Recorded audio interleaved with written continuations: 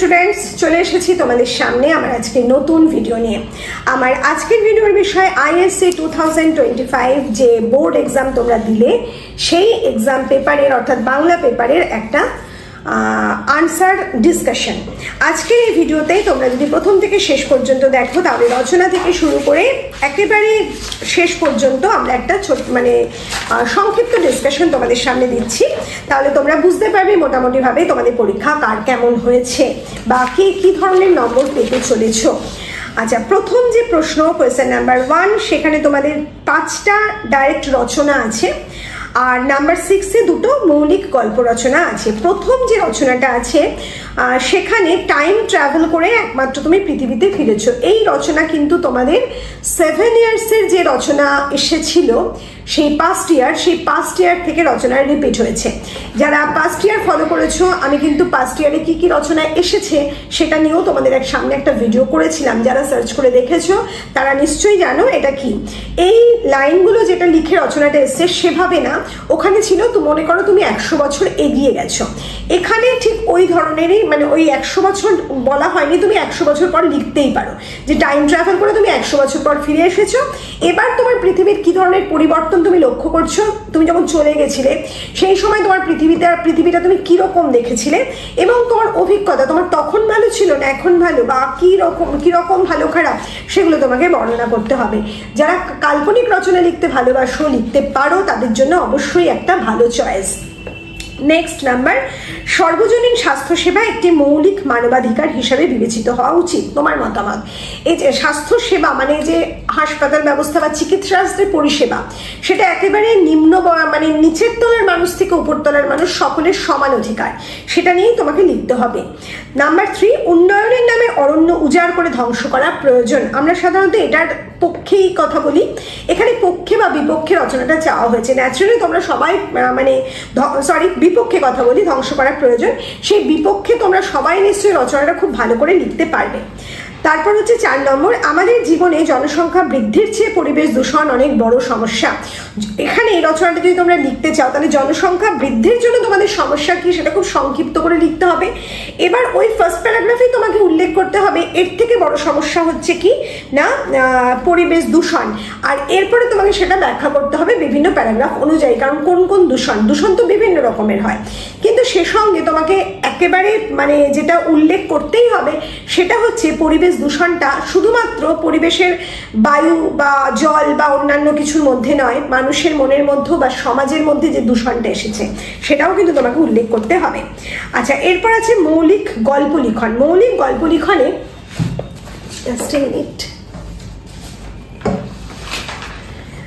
মৌলিক গল্প লিখনে তোমাদের 2টো গল্প অপশন হিসেবে দেওয়া হয়েছে। প্রথম যে গল্পটা সেখানে বলা হয়েছে পুরনো হাত পাখা, হ্যারিকেন ও লোডশেডিং এই বিষয় অবলম্বনে একটি মৌলিক গল্প রচনা করে। তার মানে তুমি যে মৌলিক গল্পটা রচনা করবে তার মধ্যে থাকবে পুরনো হাত পাখা, থাকবে হ্যারিকেন এবং লোডশেডিং, এই শব্দগুলো থাকতে হবে।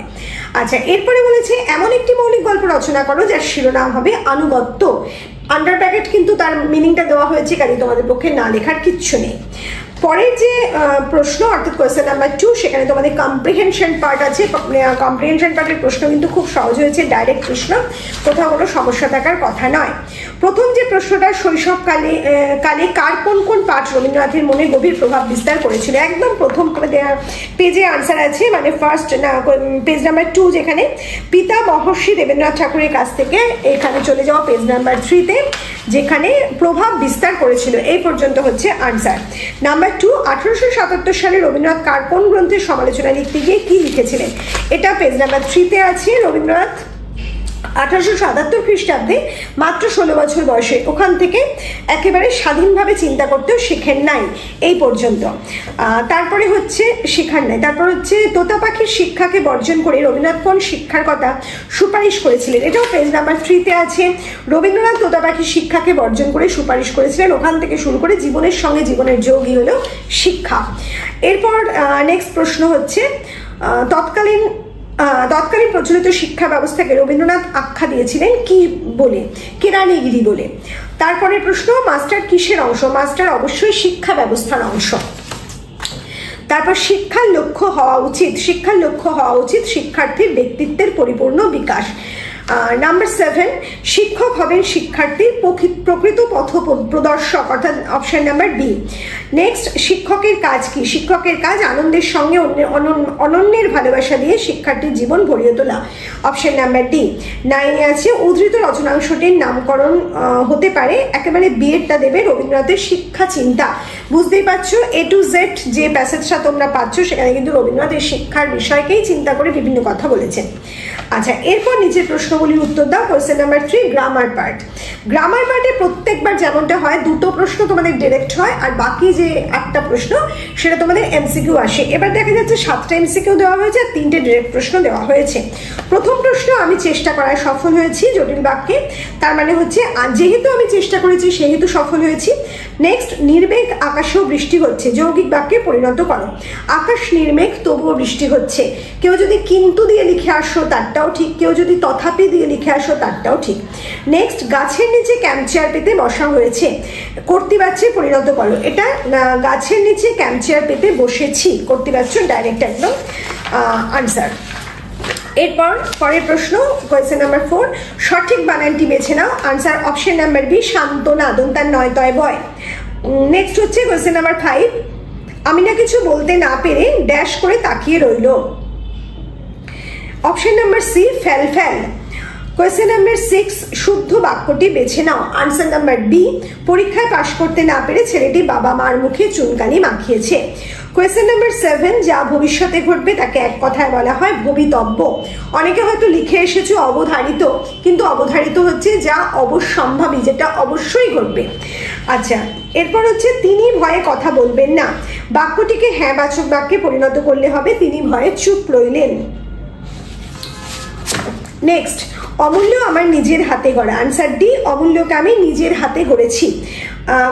কোয়েশ্চেন নাম্বার 10, নাটকের চরিত্রের কথাবার্তা এক কথায় প্রকাশ করলে হবে সংলাপ, অর্থাৎ অপশন নাম্বার বি আনসার। তাহলে বুঝতে পারছো তোমাদের এই বছরে গ্রামারের প্রশ্নের যে টাইপ সেটা একটু অদল বদল করা হয়েছে। এখানে এক কথায় প্রকাশ কিন্তু দুটো দেওয়া হয়েছে, স্ট্রেট যে প্রশ্ন ডিরেক্ট প্রশ্ন সেটা 3টে দেওয়া হয়েছে, সামান্য, কিন্তু তাতে কোনো মানে ফারাক তোমাদের পড়ার কথা না। যথেষ্ট সহজ প্রশ্ন তোমাদের জন্য হয়েছে। যারা আমাদের ভিডিওগুলো ফলো করেছো, মানে আমার ভিডিওগুলো ফলো করেছো, যারা আমাদের PDF নোটস ফলো করেছো, তাদের জন্য আমার মনে হয় না খুব বেশি সমস্যা হয়েছে। চলে যাবো সেকশন বিতে, যেখানে 40 মার্কস আছে তোমাদের প্রবন্ধ ও গদ্য সংকলন। First question number 4। Question number 4 এ প্রথম প্রশ্ন এসছে রবীন্দ্রনাথ ঠাকুরের ঠাকুরদা। এক্ষেত্রে কিন্তু আমার একটা কথা বলতেই হবে, তোমাদের প্রত্যেকে মানে লাস্ট যে সাজেশনস আমি দিয়েছিলাম সেখানে তোমাদের প্রত্যেককে একটা হিন্ট দিয়েছিলাম যে 4টে করে গল্প 4টে করে কবিতা খুব ইম্পর্টেন্ট। সেটা আমি ডাইরেক্ট তো বলতে পারি না, সে কারণে তোমাদের কিন্তু বলে দিয়েছিলাম যে প্রথমে এগুলো করো, সময় থাকলে এটা করো। কাজেই যারা ওই 4টে করেছো একেবারে সময় পাওনি তারা বুঝতেই পারছো কিভাবে কমন পেয়েছো। গল্পের ক্ষেত্রে কিন্তু 2টো তোমরা ওই 4টের মধ্যে পেয়ে গেছো, কবিতার ক্ষেত্রে 4টের মধ্যে একটা পেয়েছো। তোমাদের যে কোনি উপন্যাসে তোমাদের পর্ব অনেক কমিয়ে দিয়েছিলাম আমি, 6টা না 7টা পর্ব বোধহয় ইম্পর্টেন্ট পর্বের মধ্যে রেখেছিলাম, সেখানেও কিন্তু তোমরা 2টো পর্বকে কমন পর্ব পেয়েছো। দুটো থেকেই প্রশ্ন এসছে ডাইরেক্ট, সেখানে দুটোই কিন্তু তোমরা ওইখান থেকেই পেয়েছো। যাই হোক, আর যারা আমাদের PDF নোটস পড়েছো তারা কিন্তু প্রত্যেকটা প্রশ্নের উত্তর ভালো লিখেছো। 1 নম্বরের প্রশ্ন তোমাদের এদিক ওদিক করেছে, বিশেষ করে একটা প্রশ্ন আমি দেখেছি, পরে দেখছি একটু ট্রিকি প্রশ্ন আছে 2-1টা, তবুও তোমাদের অনেকেরই লেখার কথা। যারা ভালোভাবে PDF নোটস তৈরি করেছো তারা নিশ্চয়ই সেগুলো ভালোভাবে লিখতে পেরেছো, কারণ সেখানে কিন্তু কম্প্যাক্ট একটা ধারণা তোমরা পেয়ে গিয়েছিলে। যাই হোক, ঠাকুরদা প্রশ্নে যে মানুষের মধ্যে হৃদয় আছে সে কি কেবল পণের টাকা এবং নাক চোখের পরিমাণ মাপিয়া পছন্দ করিয়া লইবার যোগ্য। এটা কিন্তু 2য় পরিচ্ছেদ থেকে নেওয়া হয়েছে, যেখানে আমাদের গল্প কথক নিজে পরিবর্তিত হয়ে গিয়েছিল। অর্থাৎ ওই যে কুসুম খুব কাঁদছিল, মানে সে যে ওই ছোট লাট সে যে এসেছিল তার বন্ধু, এবং ব্যাপারটা কুসুমের খারাপ লেগেছিল, কাঁদছিল, সেইখানেই তার পরিবর্তনটা হয়ে গিয়েছিল। বক্তাকে বুঝতেই পারছো গল্প কথক স্বয়ং। কার সম্পর্কে কখন এমন কথা বক্তার মনে হয়েছিল, ওই তোমাকে 2 নম্বরের প্রশ্ন, তো শুধু ওইটুকু বলতে হবে যখন বক্তা ঠাকুরদার সাথে একটা ছলনা করেছিল এবং সেই ছলনার প্রভাব দেখে সে প্রচন্ডভাবে হাসছিল, আর সেই সময় কুসুম আছড়ে পড়ে কাঁদছিল। সেই সময় যে মানুষের মধ্যে হৃদয় আছে সে কি কেবল পণের টাকা না, এটা সেই সময় না, এটা হচ্ছে ওই যখন কথা বলছে ঠাকুরদা এবং কুসুম, মানে পরের দিন যখন সে ফেরত দিতে গেছিল সেই সময়টা। এর আগে বক্তার কি ধারণা ছিল? আচ্ছা, বক্তার এর আগে কি ধারণা ছিল মানে এই যে মানুষটা কুসুম সম্পর্কে কি ধারণা ছিল? কুসুম একদম অশিক্ষিতা, কুসুম কুৎসিত, দেখতে ভালো না, কালো মেয়ে, তার বিবাহ হওয়ার কথাই নয়, বিবাহের মার্কেটে তার অবস্থা খারাপ, তাকেই মানে তার কাছেই বিবাহের প্রস্তাবটা ঠাকুরদা একদিন না একদিন আনবে, এই যে ব্যাপারটা সেটা সংক্ষেপে লিখতে হবে। নেক্সট, বক্তার পূর্বের ধারণায় 19 শতকের নব্য শিক্ষিত বাবুদের কণ্ঠস্বর শোনা যায় বলে কি তোমার মনে হয়? আলোচনা করো। এই যে প্রশ্নের উত্তরটা, এই প্রশ্নের উত্তরটা তোমাদের কিন্তু পারার কথা নয়, একেবারেই পারার কথা নয়। কারণ হচ্ছে এই প্রশ্নের উত্তর কিন্তু এই গল্পের মধ্যে সীমাবদ্ধ নয়।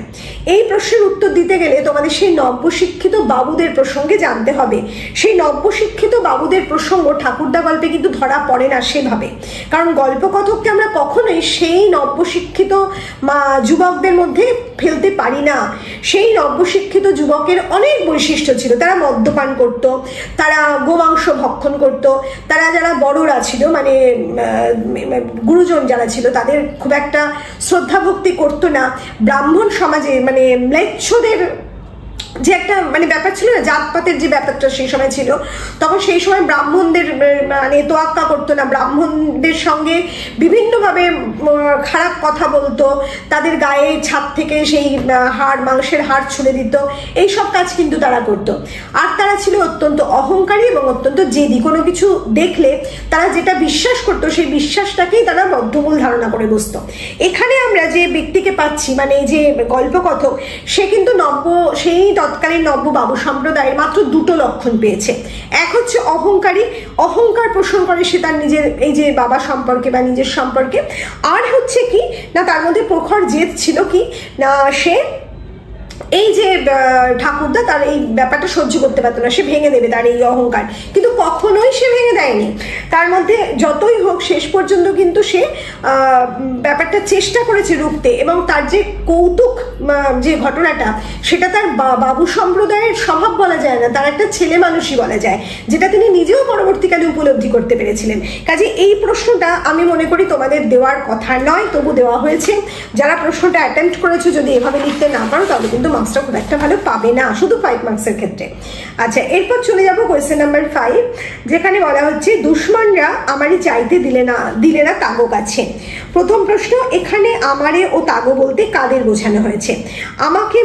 আমারে মানে আমাকে এবং তাগো মানে তাদেরকে। তারপর তাগো বলতে কাদের বোঝানো হয়েছে? তাগো বলতে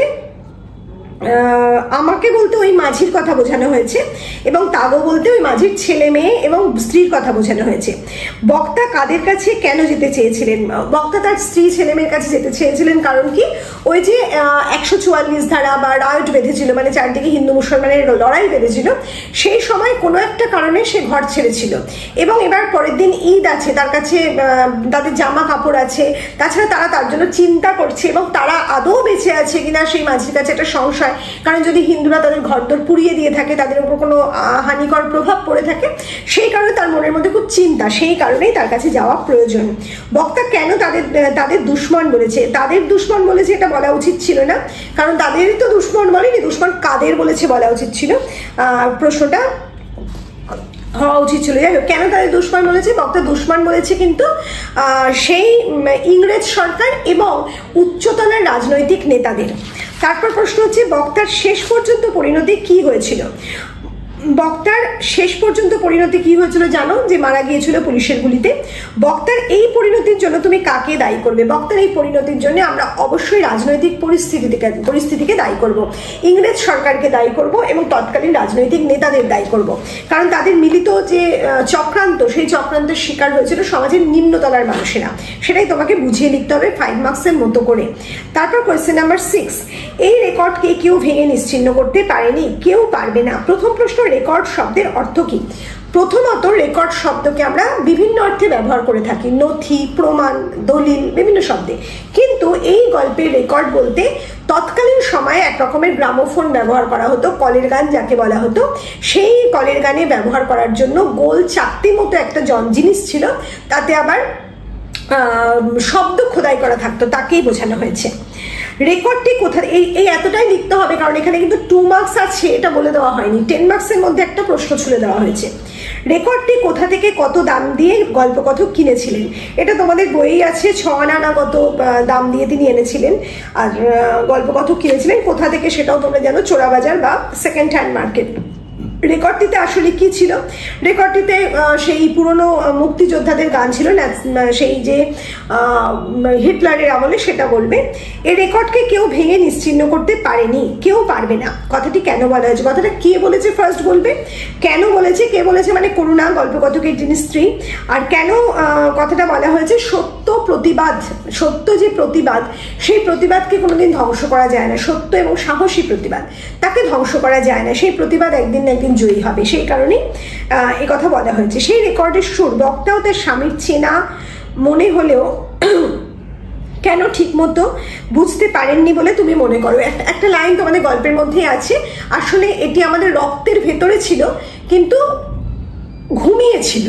অর্থাৎ সবসময় তো বিপ্লব সত্তা জেগে ওঠে না, সবসময় তো প্রতিবাদ জেগে ওঠে না। আর এই মানুষগুলো মানে সেই প্রতিবাদ করার কোনো কারণ এদের মধ্যে ছিল না। একজন হচ্ছে বিশ্ববিদ্যালয়ের প্রফেসর আর একজন হচ্ছে কলেজের প্রফেসর, মানে মহাবিদ্যালয়ের প্রফেসর। তাহলে এই যে দুজন মানুষ, তারা খেতে পায়, পড়তে পায়, সাধারণ একটা জীবন যাপন করে, তাদের মধ্যে প্রতিবাদের কোনো বিষয় সেই অর্থে ছিল না। সেই কারণে তাদের মধ্যে এটা লুকিয়ে ছিল, কিন্তু তারা অনেস্ট, সৎ মানুষ এবং প্রতিবাদী সত্তা তাদের মনের মধ্যে জেগেছিল। সেই কারণেই সেটা পরবর্তীকালে এরকম দপ করে জেগে উঠেছিল। কবিতা সংকলনের প্রথম প্রশ্ন এসছে কিন্তু বর্ণপরিচয় থেকে। দেউড়ের ভিতরে বাইরে বয়ে যাচ্ছে একটাই কলকাতা, খোকা তোর আরো ঢের মন দিয়ে বর্ণপরিচয় শেখা চাই। এখানে তরুণ সান্যালের যে বর্ণপরিচয় কবিতা, তা থেকে প্রশ্ন হয়েছে কবিতাটি কোন মূল কাব্যগ্রন্থ থেকে নেওয়া হয়েছে? যেমন উদ্ভিদ থেকে। দেউড়ি কি? দেউড়ি শব্দটির মূল অর্থ যেটা, সেটা হচ্ছে পাকা বড় বাড়ি আর কি যাকে বলে, কিন্তু এখানে স্কুল। দেউড়ির সামনে কে বসে আছে? দেউড়ির সামনে দারোয়ান বসে আছে।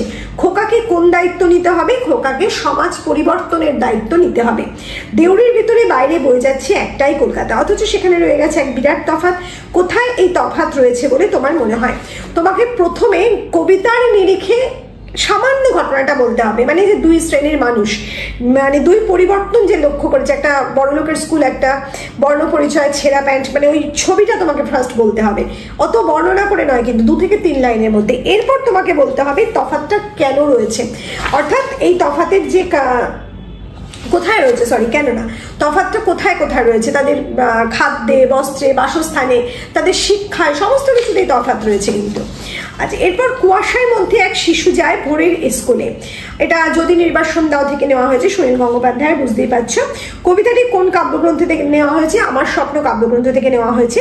উদ্ধৃত কথাটি কে বলেছে? উদ্ধৃত কথাটি বলেছেন কবি স্বয়ং। কোন সময়ের কথা এখানে স্মৃতিচারণ করা হয়েছে? কোন সময়ের কথা স্মৃতিচারণ করা হয়েছে? সেটা হচ্ছে এই যে দাঙ্গা হাঙ্গামার অনেক আগে, যখন ভারতবর্ষের সাথে বাংলাদেশ, পূর্ব বাংলা একত্রিত ছিল, মানে বঙ্গভঙ্গ যখন হয়নি, সেই সময়ের স্মৃতিচারণ। স্মৃতিকে কবিকে প্রতারিত করেছে না? একেবারেই স্মৃতিকে প্রতারিত করেনি। তা না হলে কবি কবিতায় ওরকম একটা বিষণ্ণ সময়ে এই স্মৃতি তার মনের মধ্যে আসতো না। এই স্মৃতিচারণা বাংলার আর কোন কবির কথা মনে করিয়ে দেয়? পজিটিভলি জীবনানন্দ দাশকেই মনে করিয়ে দেয়। বিষণ্ণ আলোয় স্নাত কোন বাংলাদেশ কবিকে যন্ত্রণা দিয়েছে? এই যে কোন কবির কথা মনে করিয়ে দেয়, এটা তোমাদের আবার পাঠ্য বিষয়ের মধ্যে নেই। এটা তোমরা জানলে পারলে, সেই ICSE-র যে এক্সপেরিয়েন্স, সেখান থেকে লিখে আসতে পারলে পারবে। বিষণ্ণ আলোয় স্নাত কোন বাংলাদেশ কবিকে যন্ত্রণা দিয়েছে? এটা সম্পূর্ণ কবিতায় বর্ণনা করা আছে কিরকম বাংলাদেশ, এবং তার সাথে কিন্তু তোমাকে মিক্স করতে হবে যে 1971 সালে যে মুক্তিযুদ্ধ, সেই যুদ্ধের সময়কার বর্ণনা। এখানে অনেকটা বিষয় আছে, কিরকম পরিবেশটা সেখানে হয়েছে, সেই সমস্ত বর্ণনাটা তোমাকে এখানে করতে হবে। এরপর আমরা তো অল্পে খুশি, কি হবে দুঃখ করে, আমাদের দিন চলে যায় সাধারণ ভাত কাপড়ে। এটা অবশ্যই তোমাদের যে নুন কবিতা থেকে দেওয়া হয়েছে জয় গোস্বামীর। আমরা কারা? আমরা একেবারে দারিদ্র সীমার নিচে বা দারিদ্র পীড়িত, একেবারে সেই সব মানুষেরা। তাদের অল্পে খুশি হবার কারণ কি? তারা অল্পে খুশি হবেই, কারণ তারা জানে তাদের এর বেশি আর কেউ দেবে না। তারা যেটুকু পায় সেটাই তাদের ভাগ্য, তারা ভাগ্যকে মেনে নিয়েছে। সেই কারণে তাদের দিন কিভাবে চলে যায় তা কবিতা অনুসারে লেখো। একটা সম্পূর্ণ কবিতার জিস্ট যাকে বলে। চলে যাবো কোনিতে। কোনির প্রথম পর্ব থেকে পেয়েছো, এটা সবার লেখার কথা, খুব সহজ একটা প্রশ্ন। খাওয়ায় আমার লোভ নেই, ডায়েটিং করি। বক্তাকে বিষ্ণুচরণ ধর কাকে উদ্দেশ্য করে বলেছেন? ক্ষিতিশ সিংহকে। বক্তা কখন কথাগুলো বলেছেন সেটা পরিস্থিতিকে লিখতে হবে। বক্তার চেহারা বর্ণনা দাও, একেবারে বই বর্ণনাটা আছে। বক্তার ডায়েটিং এর বর্ণনা, এটাও তোমাদের একদম ফুল লার্নিং এর উপর আনসারটা এসেছে। এরপরের প্রশ্ন হচ্ছে, হঠাৎ তার চোখে ভেসে উঠলো 70 সংখ্যাটি। এটা পর্ব 14 থেকে নেওয়া হয়েছে, এটাও কিন্তু তোমাদের আমি বলেছিলাম পর্ব 14 তোমাদের জন্য ইম্পর্টেন্ট। তার বলতে কাকে বোঝানো হয়েছে? একেবারেই কোনিকে বোঝানো হয়েছে। কখন তার চোখে 70 সংখ্যা ভেসে ওঠে? যখন অমাজস্বী তার সাথে কথা বললো। তার কাছে 70 সংখ্যাটি কি কোনো আলাদা তাৎপর্য আছে? অবশ্যই আছে, কারণ ওই 70 সংখ্যাটা নিয়েই তার শিক্ষা জীবন আরেকটু অগ্রসর হয়েছিল। কিভাবে সেটা বলতে হবে। এই সংখ্যাটি কে, কেন, কখন তার সামনে তুলে ধরেছিল, এই বর্ণনাটাকে আরো বেশি বর্ণনামূলক করতে পারি। জাস্ট 2-1 লাইনে আনসারটা দেবে। তাৎপর্য আছে কেন? কারণ সেই রমাযশী তার লক্ষ্য ছিল, সেই কারণেই তাৎপর্যমণ্ডিত। আর সংখ্যাটি কে, কেন, কখন, ওটা সেই ক্ষিতিশ সিংহ যেটা বলেছে, মানে কিভাবে তাকে শিক্ষা দিয়েছে। কোয়েশ্চেন নাম্বার 12, ক্ষিতিশ, হরিচরণ এবং প্রণবেন্দু এই 3 জন সাঁতার প্রশিক্ষকের কথা এই উপন্যাসে আছে। তুমি কাকে তোমার পছন্দের সাঁতার প্রশিক্ষক বলে মনে করো? তোমার পছন্দের প্রশিক্ষকের সামনে কেন দুজন সমকক্ষ নয় সে কথাও তোমাকে লিখতে হবে। আচ্ছা, এক্ষেত্রে ক্ষিতিশ এবং হরিচরণের মধ্যে পার্থক্য করা সহজ, কিন্তু প্রণবেন্দুর মধ্যে পার্থক্য করতে তোমাদের হয়তো একটু অসুবিধা হবে। প্রণবেন্দু সৎ, প্রণবেন্দু কোনিকে রাখতে চেয়েছে, কিন্তু মানে মনে করে দেখো, প্রণবেন্দু কিন্তু ক্ষিতিশ সিংহের মতো বিনা স্বার্থে একজন চ্যাম্পিয়ন তৈরি করার কথা ভাবেনি। সে কিন্তু সম্পূর্ণভাবে একজন প্রশিক্ষক, একজন অনেস্ট প্রশিক্ষক, একজন একদম দেশপ্রেমী প্রশিক্ষক তাকে বলা যায় না, সেই কারণেই আলাদা। চলে যাবো মুকুট নাটকে। কোয়েশ্চেন নাম্বার 13, ধিক, তোমার হাত থেকে পুরস্কারের অপমান গ্রহণ করবে কে? এটা প্রথম অঙ্কের একেবারে 3য় দৃশ্য থেকে নেওয়া হয়েছে। বক্তাকে, বক্তা ইন্দ্রকুমার, তিনি কাকে কথা বলেছেন? ছোট ভাই রাজধরকে। কোন প্রসঙ্গে বক্তা এই উক্তি করেছেন? ওই যখন রাজধর আসলে জেতেনি, প্রথম দিকে একটা তীর খেলার মানে তীর ছোড়ার একটা পরীক্ষা হয়েছিল, রাজধর যখন ইন্দ্রকুমারের নামাঙ্কিত তীর দিয়ে খেলেছিল সেই সময়কার। বক্তার সঙ্গে উদ্দিষ্ট ব্যক্তির সম্পর্ক কেমন ছিল? তোমরা সবাই জানো সম্পর্ক যে খুব ভালো ছিল তা নয়, কিন্তু ইন্দ্রকুমার মেনে নিতেন, হাসি মশকরার মধ্যে দিয়ে উড়িয়ে দিতেন। তিনি কেন তার হাত থেকে পুরস্কার গ্রহণ করতে চাননি? তার অভিমান হয়েছিল, সেই সঙ্গে ক্রোধও হয়েছিল। উক্ত বক্তব্যের পরে বক্তা কি প্রতিক্রিয়া দেখিয়েছিলেন? তাতে তার চরিত্রের কোন দিক ফুটে ওঠে?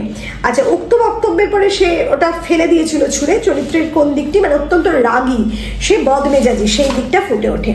আমি নরাধম, এ মুকুট তোমার পায়ে রাখলুম। কোয়েশ্চেন নাম্বার 14, এ তোমারই। বক্তাকে, বক্তা রাজধর। এটা তোমাদের এটা তোমাদের কোন অঙ্ক থেকে দেওয়া হয়েছে? অঙ্কটা অঙ্ক মনে নেই আমার, কিন্তু এটা হচ্ছে একেবারে শেষে, হ্যাঁ একেবারে শেষের দৃশ্য যাকে বলে, হ্যাঁ একদম শেষ দৃশ্য, যখন মারা যাচ্ছে মানে যুবরাজ, সেই সময় ইন্দ্রকুমারের পায়ে,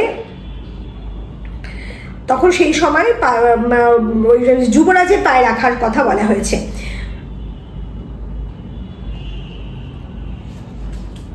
যুবরাজ যখন ইন্দ্রকুমারের হাতে তুলে দিতে বলছিল সেই সময়কার সংলাপ। সরি, এই মুকুট আসলে কার ছিল? আরাকান রাজের ছিল। বক্তা যার পায়ের কাছে মুকুটটি রাখলেন তিনি কি সত্যিই মুকুটের যোগ্য অধিকারী ছিলেন? এটা ইন্দ্রকুমারের হবে। ইন্দ্রকুমারী অবশ্যই যোগ্য অধিকারী ছিলেন। উদ্দিষ্ট ব্যক্তির চরিত্র বিশ্লেষণ করো। চরিত্র তোমরা নিশ্চয়ই পেরেছো, আর যারা আমাদের PDF নোটস নিয়েছো তারা নিশ্চয়ই বুঝতে পেরেছো যে মুকুট নাটকের প্রত্যেকটা প্রশ্ন কিন্তু এখান থেকে এসে গেছে। আচ্ছা, কোয়েশ্চেন নাম্বার 15, আল্লাহর দূতের এক সময় ঘুমিয়ে পড়ে, শয়তান তখন সমস্ত হিসাব উল্টো করে দিয়ে যায়। রচনাটি কোথা থেকে, না রচনাটি কটি অঙ্ক, কটি দৃশ্য? এই সম্পূর্ণ রচনাটির 3টি অঙ্ক আছে, টোটাল 12টা দৃশ্য আছে। প্রথম অঙ্কে এবং শেষ অঙ্কে 3টি 6টা দৃশ্য, আর মাঝের যে অঙ্ক সেখানে 6টা দৃশ্য।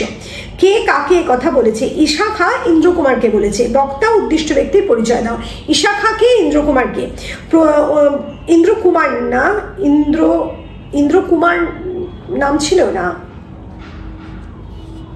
নামটা বোধহয় ইন্দ্রকুমার ছিল না, অন্য কিছু ছিল। উদ্ধৃতির প্রসঙ্গ উল্লেখ করে আলোচনা করো। ইন্দ্রমাণিক্য ছিল, সরি ইন্দ্রকুমার না, ইন্দ্রমাণিক্য। উদ্ধৃতিটি প্রসঙ্গ উল্লেখ করে আলোচনা করা যায়। আল্লাহর দূতের এক সময় ঘুমিয়ে পড়ে, এটা যখন আরাকানরাজের মুকুট নিয়ে এসেছে এবং ইশাখার কাছ থেকে ইন্দ্রমাণিক্য শুনছে যে রাজধর এটাকে নিয়ে এসছে জয় করে, তখন সে অবাক হয়ে গেছে যে কি করে এটা সম্ভব, যে একটা মিথ্যে কথার দ্বারা সবকিছু জয় করে, ছলনা করা, মানুষকে ঠকানো, প্রবঞ্চনা করা, যার আসল মানে চরিত্র, সে কি করে এরকম একটা জয় করে নিয়ে এসো, তার হাত দিয়ে জয়টা এলো, এটা হতে পারে? তখন ইশাখা তাকে এই কথা বলেছে। আচ্ছা, এই সমস্ত প্রশ্নের উত্তর কিন্তু আমাদের পিডিএফ নোটসে তোমরা পেয়েছো, এমনকি যারা শুধুমাত্র পিডিএফ নোটস লার্ন করেছো, টেক্সটের দিকে যাওনি, তারা পর্যন্ত এই মুকুট নাটক থেকে সমস্ত প্রশ্নের উত্তর লিখে এসেছো। তাহলে চলো আজকের ভিডিও আমরা এখানেই শেষ করছি। খুব তাড়াতাড়ি আগামী যারা আইএসসি স্টুডেন্ট আছো তাদের জন্য নতুন ভিডিও নিয়ে খুব তাড়াতাড়ি তোমাদের সামনে হাজির হব। খুব ভালো থেকো।